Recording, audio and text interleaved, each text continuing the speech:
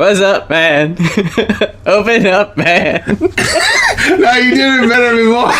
You just crack it up. Because now I'm laughing. Okay. Clean take. Yeah, you gotta sound really distressed. Yo, man. Okay. What's up, man? Open up, man.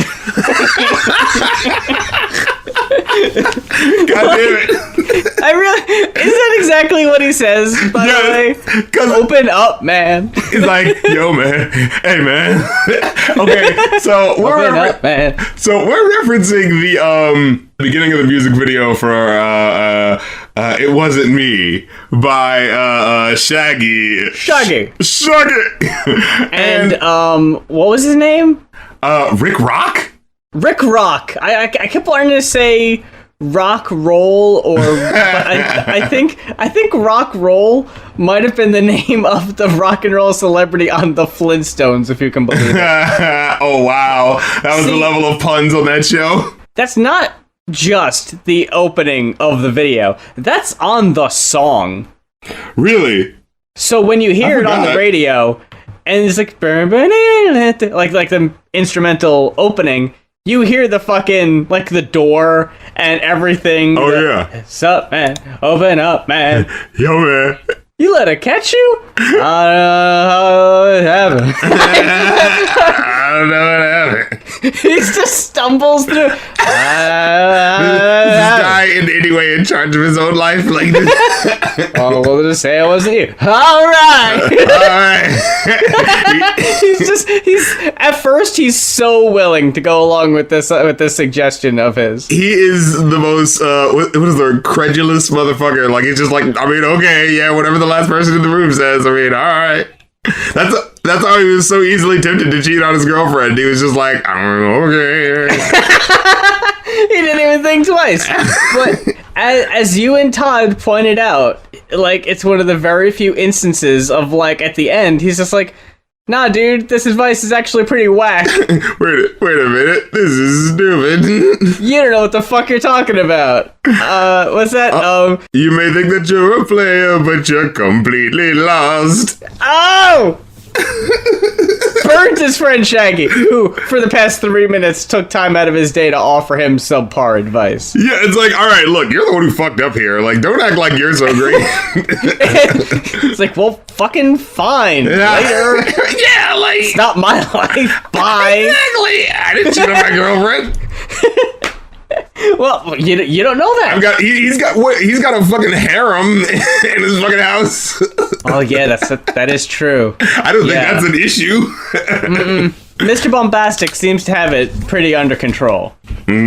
All's going pretty fantastic for Mr. Bombastic. For Mr. I can only name 3 songs out of his entire. Inago lava lava lava and a chat pure fart. Can I reference, by the way, how the fall from grace of Rick Roll, whatever his name is. Rick Rock? Yes. He goes from, oh man, I cheated on my girl, I'm gonna go see Shaggy for help, to, if you remember, in the music video for Angel, he's just like a fucking bag boy at a hotel working for Shaggy. All I remember from that music video was the badly drawn angels. I don't remember that. Yeah. I just remember the fact that he's in the video, but I don't think he's on the song at all. He's just there like, hey, remember him from the other hit? The reason why that interested me in particular is that recently, I have this lo-fi channel I listen to on Spotify. And like, not channel, but, it has like recommended, like, oh, you listen to this a lot, so, listen to this. There's this one song on there that, like, lo-fi frequently uses random samples from things. And there's one song that samples the Gymnopodie thing by Eric Satie that Janet Jackson used on that one song. All right, baby, come and pass my way. I gotta get someone to call my lover. Yeah, baby. You know that song I'm talking about? That does sound familiar, yeah. And like halfway through the song, you hear a little boom, boom, boom, boom, boom, boom, boom, boom, boom. Well, that's from like this old classical piece that Janet Jackson heard when she was like a kid or something like that. And she asked one of the producers, like, hey, could you, this sounds really cool. Put it in a song sometime. And they're like, okay. There's this song on Lo-Fi that I listen to, and it randomly comes up, and I can't remember the name of it, but it randomly plays that sample. And then in the background, I hear a, and I was like, what the fuck is that? And I was like, it kind of sounds like the beginning of that Gorillaz music video, like, for Clint Eastwood.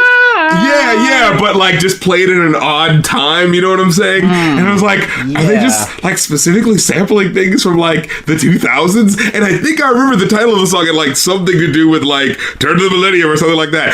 And like at the beginning of the song, there's another lo-fi, there's another part of the song, like at the beginning you hear this guy who's going like, yo man, hey man, yo man, and it sounds like the guy from that music video.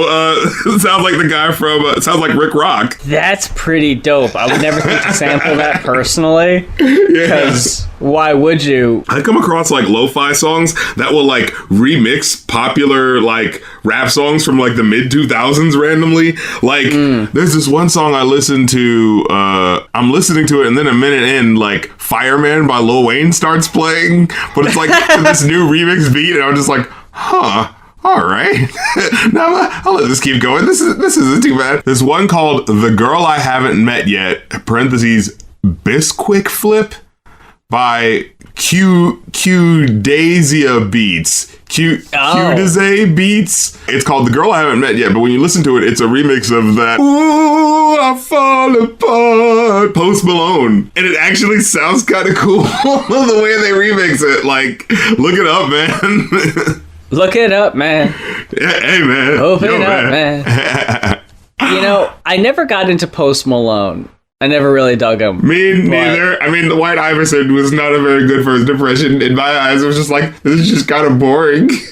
I liked Circles maybe the first and second time I heard it. Now I'm just done. I actually really enjoy Sunflower. Like, that has two of my least favorite rappers in the game right now on it, and yet somehow them together, it just feels like this flying, like slowly floating blimp that's playing this beat, you know what I mean? Bow, bow. You know, the way the beat is like really bouncy but kind of slow at the same time, I don't get pop radio's approach of we're gonna play like 7 songs and that's it. Because how do listeners listening to top 40 radio on a regular basis not just get completely burnt out on these songs and just never want to hear them again? Look, that's why you gotta go over to your boys' Station Ed channel. I guess so. Yeah. I really do think about that. Like, I think I've talked about this before, right? Where I'm just like, man, the thing I'm doing is really fun. And it's like, I do try to listen to radio every now and then. It's just like, God damn, it's the same songs I've already fucking heard. I don't know if I left it in last week or not, but I remember you mentioning that because of Station Head and all that, you'd like heard Devo songs you'd never heard of because the radio doesn't play Devo outside Whip It. And it's not like they had other hits, so it's not like I blame them. Of course, play the hit everyone knows. But, like, I'd ask this on Twitter. It's like a favorite band of yours or just, like, whatever. And it just so happens that the song they're best known for is your favorite song.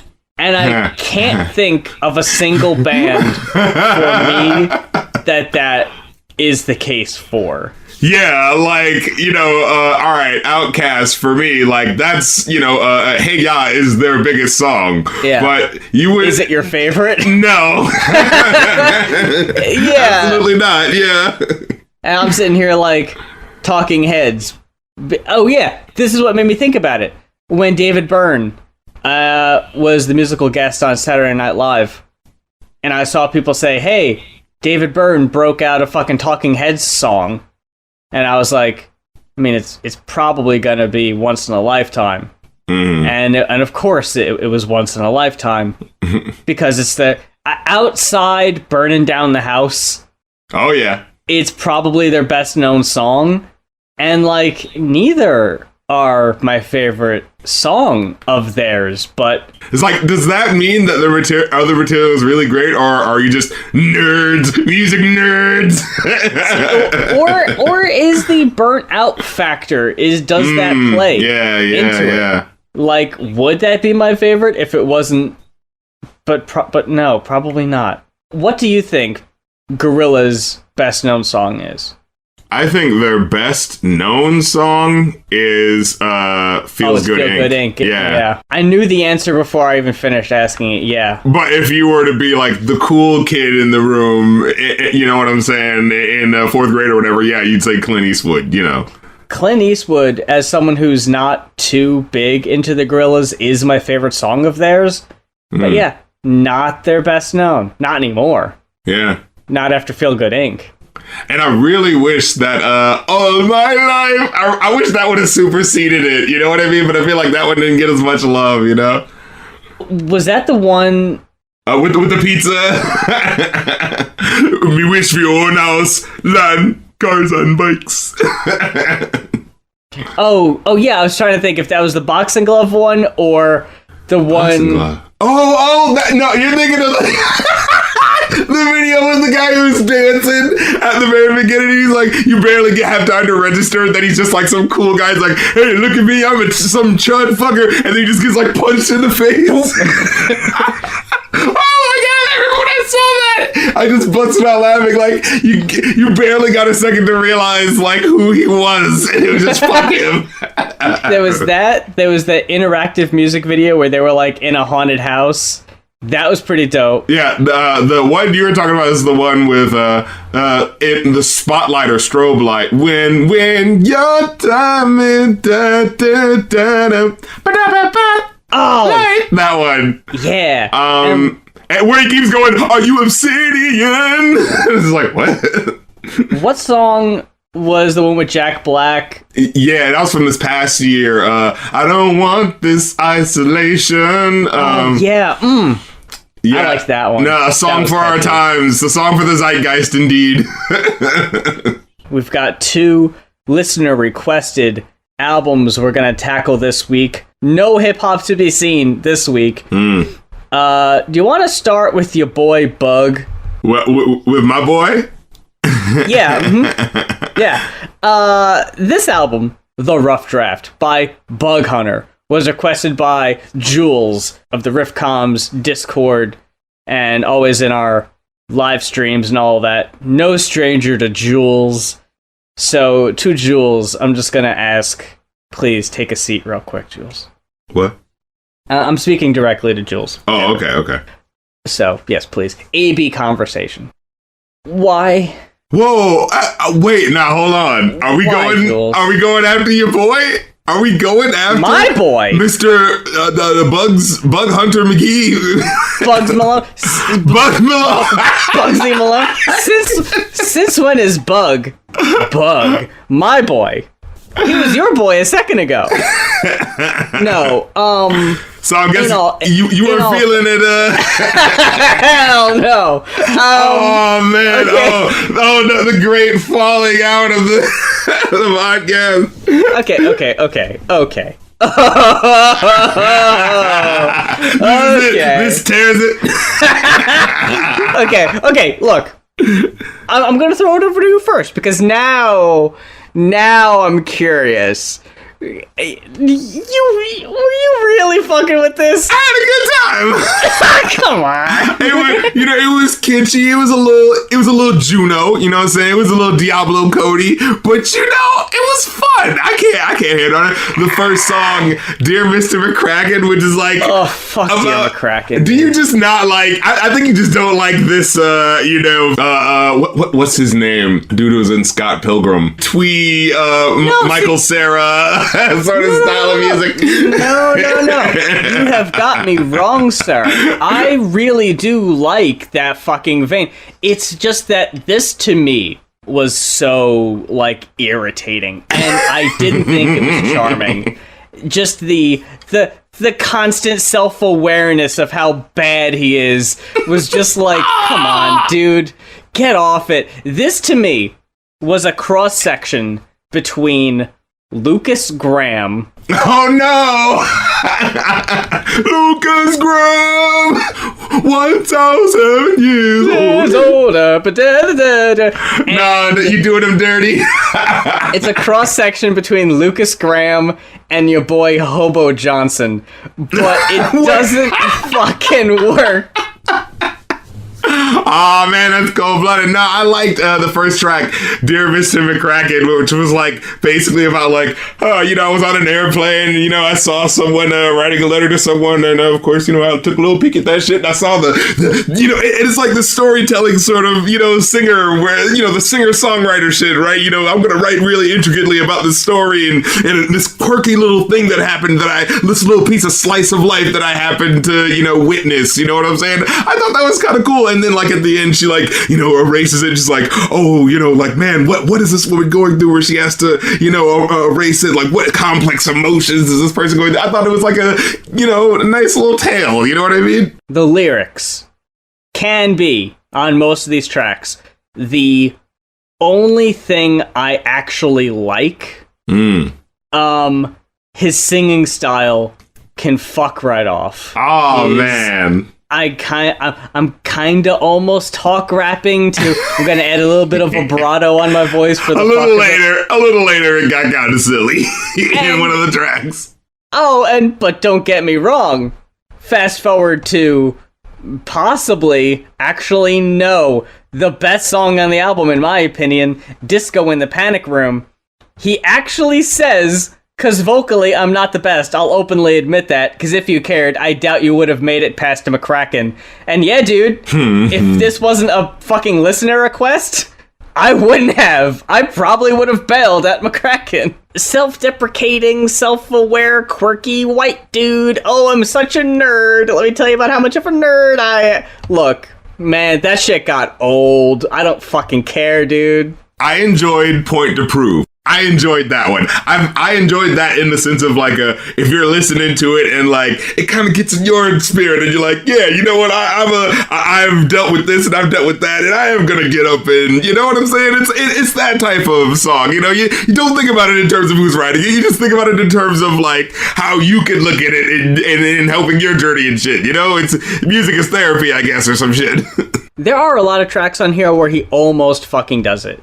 Dear McCracken is one. The vibe I got from that one, just to go back, like, it felt like he's on a plane, he sees someone writing a letter on their laptop, he decides to be a total fucking creep and watch as they write this letter, and just the fucking, oh god, how you didn't eye roll at, something like, the letter starts, Dear McCracken, this is already great. He's got a cool last name. Oh, come on, Bug. Shut up, Bug. But it felt like he had this real life experience of watching someone write a kinda interesting letter, and then was like, is this an interesting enough story to write a whole song about? I'm sure gonna try. And good try, Bug. Like I said, song is well written. He does very well at using imagery, using words to paint a picture. Problem is, most often, the picture he's painting isn't very interesting. Point to prove? Okay. You were an ugly kid. You were a chubby kid. You got something to prove. He specifically talks about how his brother, he specifically felt like he had to prove something to his brother, Something about the fucking about this album, it got on my nerves. I don't know what it is. It's too like, optimistic sounding for you. It's not that, dude. It's not even that. It's just something. It's so fucking. It's cheesy. Is the thing like. You just don't like your indie pop happy. You gotta tone down that cheese just a little bit, my dude. But yeah, Disco in the Panic Room got my highest rating overall. The songs I gave the lowest ratings to were more towards the end. Now, here's a question, actually. If you release an album and it's on Bandcamp, how are you gonna have bonus tracks? I don't know. I don't know how that works. A bonus track, because the two bonus tracks. It's just on there. Yeah, they're just there. They're just tracks. If you didn't have 2 bonus tracks, it's a 9-track album. It's short. You gotta have bonus tracks. I only listen to the 9 tracks. Yeah, I don't. Oh, you missed out on the tip. I don't do that. So even if they go ahead and ruin it by calling it a bonus, you're out. Sorry. Yeah, you know what? If you wanted it to be a part of the album, you shouldn't have called it a bonus track. You Sorry. know, he absolutely should have, because the Gulf Coast and Boogie Pete were better than, I would say, 2 of the lower rated songs I gave on here. Fucking just the worst one. Be Glad I Love You, Go to Bed. Okay, no, yeah, you're right. That's it.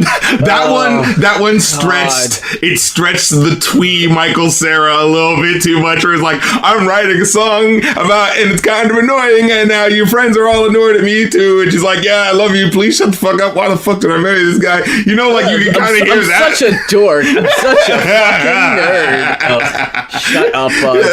That stretched it a little bit. The songs that got the lowest ratings to were all the last songs after Disco in the Panic Room. Baby Teeth.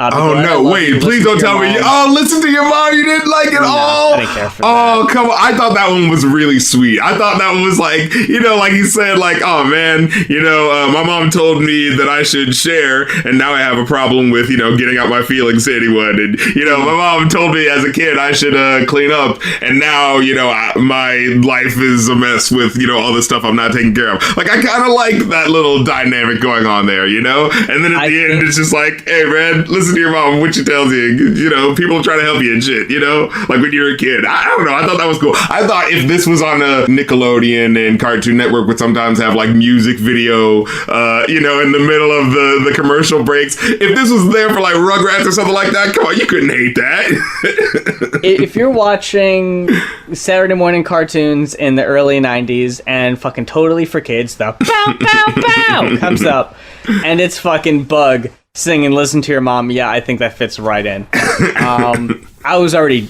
over this guy at that point, though, and I didn't care for Deserve Me either. That one was cool. I was kind of cool on that one, yeah. Piano Teacher was okay. That was another one I enjoyed. Again, as someone who, you know, used to do a lot of music and was pretty bad at like piano and shit. Like, yeah, you know, I felt that embarrassment that he was talking about, where he's like, "No, I'm trying my hardest. It's just really hard when I'm in front of people who I know are like better than me and shit."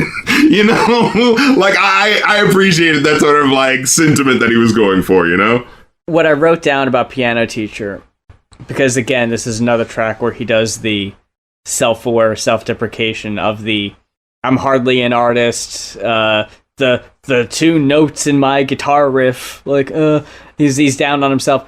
And then there's, like, this random guitar solo. It's more interesting than anything you've heard musically up until this point on the album. It's like, whoa, what's this? It's not great, but it's like, huh, so what's going on here? Especially after just saying, you know, how meh his guitaring, his guitar playing is. That was the best he had. He recorded it when everyone was out of the studio that day. See, that's what I initially wrote until I watched the live video of Disco in the Panic Room and realized this is a full fuck band, and he didn't play that.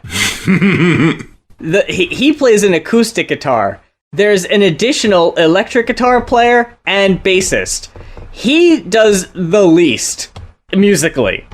All he does is fucking sing and play a little bit of acoustic guitar, and that's really it. What did you end up giving your boy Bug?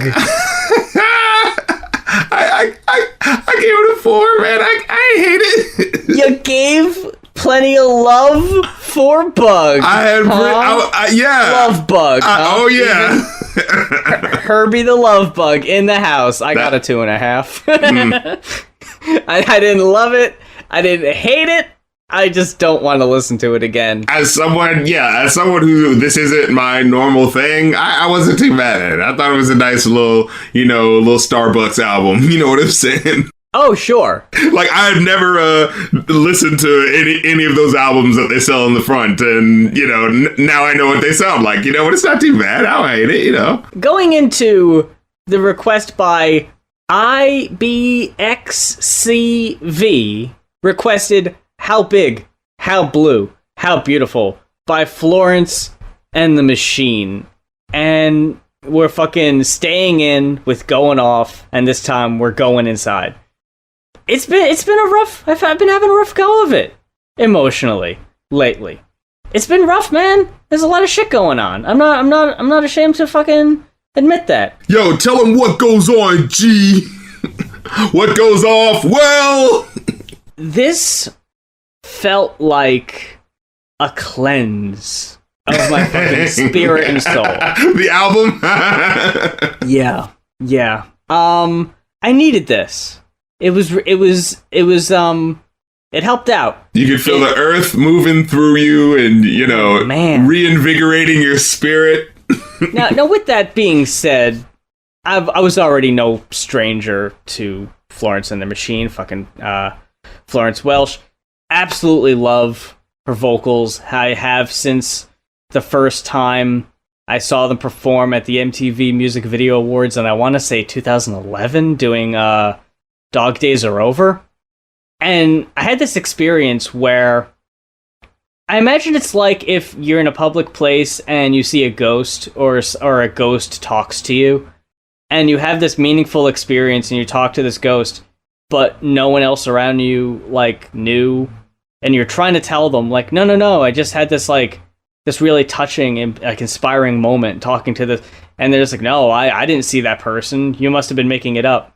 That's how I felt about the Dog Days Are Over performance. I think that was also when Lady Gaga fucking blew the roof off the place, and there's a whole bunch of other shit. And I don't remember anyone else talking about the fucking Florence and the Machine performance. But I was sitting there with my fucking jaw on the floor. It was so different than anything in pop that I'd heard up until that point, that it was like, wow, you could do this shit in pop music? The fuck is this? It's so out there and artsy, and it fucking spoke to me, and I loved it. My relation to her is basically they were the band that I remember Todd in the Shadows saying in a video back in the day that this is the pop band people should be paying attention to, and no one is. No one was. I remember that's specifically what I remember her for. Oh man, I should check her out, but unfortunately I don't really listen to that type of pop as much, but if it comes up, I'll definitely listen, Florence and the Machine has I think it's fair to say, cult following. It's relatively small, not very mainstream, breaks out every so often. I think Florence Welch was on, I think she had a feature on it was either Calvin Harris or fucking David Guetta. They had a song and Florence Welch did a vocal feature on it. Oh, Sia, Yeah, I think that's the only time I ever actually heard her on the radio. With that said, though, I will be completely honest. The first half of this album is fucking phenomenal. I don't really care for the second half as much. It puts all the strong as fuck, and I can't stress this enough, strong as fuck tracks. And it's not even fair. Fucking Ship to Wreck, into What Kind of Man, into How Big, How Blue, How Beautiful, into Queen of Peace. Queen of Peace, Jesus. It is fucking phenomenal. Relentless. And then it just gets so fucking nothing memorable by the end. You didn't like various Storms and Saints with how epic and just weird that one was? The last song I really like on this album is Delilah. After that, I don't remember anything about Long and Lost, Caught, Third Eye, St. Jude, or Mother. I don't really remember much about those tracks. Yeah, I don't remember as much about most of the tracks that you're talking about, but I do specifically remember Third Eye feeling like that should have been a hit song that I might have heard with that original lifeline. With that original. I do really like the ooh-ah. I was just yeah. I feel like I have to have heard this song. This had to have been a hit or something, It had to have been in a fucking movie soundtrack. Yeah, right? I was some sort of shit, directed by, who's that guy? Wes Anderson or some shit, Yeah, I could totally see that, actually. I gotta give it on a fucking silver platter, the big fuck metal to What Kind of Man is just, it's been in my fucking head. The what kind of man? Love? Oh my god! Wait, what did you say? Loves like these? Love like these? Yeah. What kind of man? These. Loves like these? Oh. What kind of man? Oh man. And fucking Ship to Wreck is so fucking... Oh my god. So I was in love with the fucking poetry on this album. Like, as you listen to it, the first song is really about, like, you know, marine life and being underwater, and like I could pull the covers over me and it'd be like pulling the ocean over me or something like that. Just like all of this like water imagery, and then like as you're listening to it, it's like, oh, she's really talking about a lot about like the earth and shit. Like, this is some epic like nature documentary, you know, but like in this epic movie that you would watch that would somehow, you know, make it to the big screen. You know what I mean? Like, and it's like, yo, when they happen to get Florence and the Machines to soundtrack it, you know, like it's that sort of like big epic shit going on. Oh my god, the horns that come in, and like, which song was it? Was it How Big, How Beautiful? Where it's like the I fucked it up. How big, how blue, how beautiful. Where like you hear the horns come in early on, and you're like, oh man, that sounds really cool. That's a really cool idea. I can't wait for that to come back. And then at the end, they're like, no, bitch, it's really coming back. And they like just let the orchestral thing just take over, and I was like, oh my god, like I felt like I was floating on the clouds that she was talking about. You know what I mean? I like the instrumental of that track more than the lyrical content. But man, I'll be completely honest. When you're listening to music like this, I just kind of fucking, you know, I just vibe. Yeah, man. Fucking Queen of Peace on some fucking next level Ready for Tonight shit. Like, did you catch that? You know? A little bit, yeah. But it felt like the big sister of that. As I was listening to this album, a lot of it felt like this is the big sister of like certain sounds I've heard in pop. Like just that Charlie XCX, you know, arena big sound. It feels like she's doing that, but cooler. You know what I mean? It reminded me more of your girl Lorde. I really like how songs like Queen of Peace and Ship to Wreck especially, they're pretty upbeat if you're just listening to, you know, musically, you know, the fucking it's just very like, yeah, cool, whatever. But then you listen to it, it's like, oh man, these have like really depressing themes and messages if you like actually follow along. Like Ship to Wreck sounds great, and then it's like, am I just building this ship to wreck? And it's like, am I just building this relationship around me and I know I'm gonna fuck it up? Like, is that just what I do? And that's what this whole album was. After releasing 2 albums in a long-lasting relationship, this was the album that came after, and it's an album just exploring those feelings of not being in that relationship anymore. What I love about a lot of these tracks, the out of nowhere beat switch up. We just talk about in What Kind of Man, where it's got like the first couple verses and they're like edited with this dual layer where like the vocals are piled on top of the vocals, but they got this weird distortion on it. It's like a weird echo. And then just after the first couple verses, just like the hard rock just comes in. And it's so angry. It's so angry and it's so powerful. And just sometimes it sneaks up on you. Other times you feel it. But more often than not, like that and Delilah, where you think it's going one way and then just like, nope, we're not even gonna slowly turn that knob. We're just gonna crank it all the fucking way, whether you're ready or not. And it works every single time for me. It hits just right. Well, I enjoyed Long and Lost a little bit. I like the chilly, sort of understated feel of it. It felt like I was wading through a cave. You know what I'm saying? Like, I didn't even hate the second half. I just want to get that out of the way. I didn't hate it. It wasn't as memorable. It didn't hit me as hard as the first half. Not even really. Not even close. Except for, honestly. Come on, that original lifeline. I did dig that. And I liked how Mother kind of sounded like almost like 1970s. Dude, on some Fleetwood Mac shit. Yes. Yeah. That's exactly what I was thinking. Okay, yeah.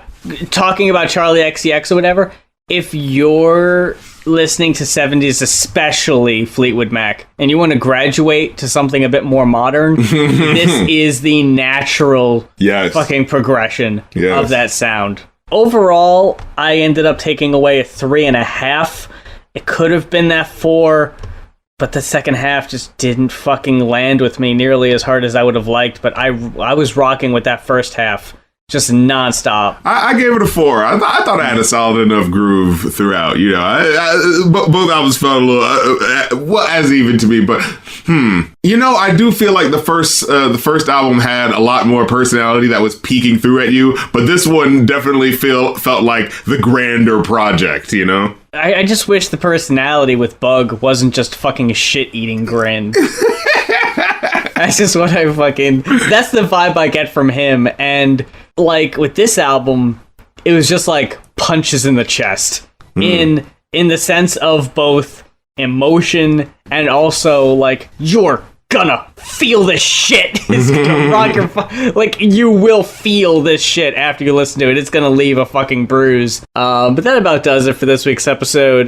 We hope you enjoyed it. And we hope you're staying the fuck in if you can. Yeah, man. Obviously, different people have different situations, and if you absolutely can do so, practice that as the people are calling social distancing. If to be more specific, just do the essentials. Man, if you need groceries, do that once a week, maybe. I'm working on the Aldi's app, you know what I'm saying, to get some cheap foods and go. shit, you know. That shit delivered. Get you some Clorox, wipe that shit down before you put it in your fridge, you know. Stay in, wash your hands, binge our content. is the doing the 3. Exactly. Do your American civil duty. With all that said, if you've got the time and you're wondering what to do with yourself, and this just happens to be the first time you've listened to our show, I've got some fantastic news. There are 230 other episodes for you to listen to. Look at that. All online. So check out the Going Off podcast on either iTunes, SoundCloud, Spotify, or YouTube.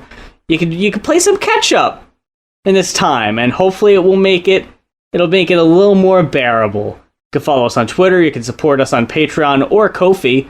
All the links are provided. We got our link trees in the comment, so you could in the description rather. So you could just find all our links. You can find the station head. You can find the fucking Twitch. You can find our Twitters, our Patreon, our Ko-fi, our YouTubes. Any way you want to get in contact with us, all that's right there in one convenient place. Exactly. We're doing this for you. But until next week. For the Going Off podcast. Oh, beans! I didn't mention. If you liked the idea and the concept this week of where we reviewed albums requested by listeners, you can take part in that very practice by going over to our Ko-fi or Coffee. That's ko-fi.com/goinoff. A one-time $40 pledge gets you an album review. For $50, we'll review an album that you made yourself, or I guess a friend made. It's just kind of like up and coming stuff, not exactly the mainstream stuff. Just, you know, someone who might be looking for some honest critiquing from you boys. We are here for you for that 50. Show us a Grant face, and it's yours. He's still on the 50, right, Grant? Yeah, I haven't really seen a lot of $50 bills in the last couple of years, so not well acquainted. I don't exactly know Ulysses on a first name basis. I don't know Ugg that well.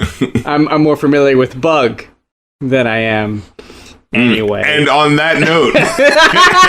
On that amazing, not at all sour note, that the highest of notes until next time. For the Going Off podcast, I'm Muse. And I'm Rap Critic, and be good and listen to your mom. Hey, young world. It's not cool to look bummy and be a dumb dummy and disrespect your mommy. Hey, young world, I'm the new Slick Rick.